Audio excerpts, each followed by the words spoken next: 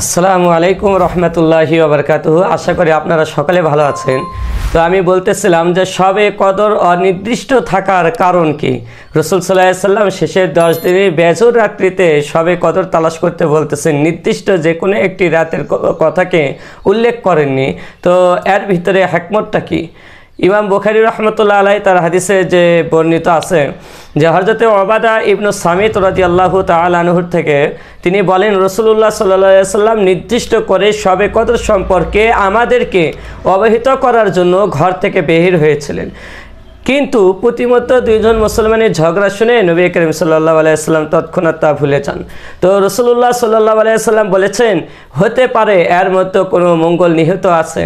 তাই উলামায়ে কেরাম বলেছেন, হতে পারে সেই মঙ্গল বা হিকমত প্রথমত এটাই যে শবে কদর নির্দিষ্ট থাকলে শবে কদরের আশায় এখন অন্য রাত্রেও মানুষ যে ইবাদত করে তা একেবারে ছেড়ে দিত।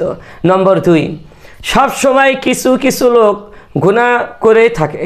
তো এইভাবে শবে কদরের মতো মহামর্যাদাবান রাত জেনেও তারা গুনাহ করত এবং ধ্বংস হয়ে যেত।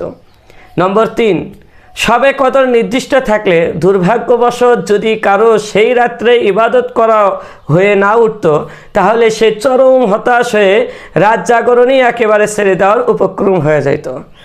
নম্বর 4, এখন শবে কদর অনির্দিষ্ট থাকার যত রাত্রি জাগরণ করবে তার জন্য পৃথক পৃথক সওয়াব প্রাপ্ত হবে। হতে পারে শবে কদরের ফজিলত অর্জনের নিয়তে রাত জাগরণ করেছে বিধায় যত রাত্রি জাগরণ করবে প্রতি রাত্রে শবে কদরের সওয়াব প্রাপ্ত হবে। কেননা আল্লাহ পাক রব্বুল আলামিন খাঁটি নিয়তের ভিত্তিতে সওয়াব প্রদান করে থাকেন। ইন্নামাল আমালু বিন্নিয়াত।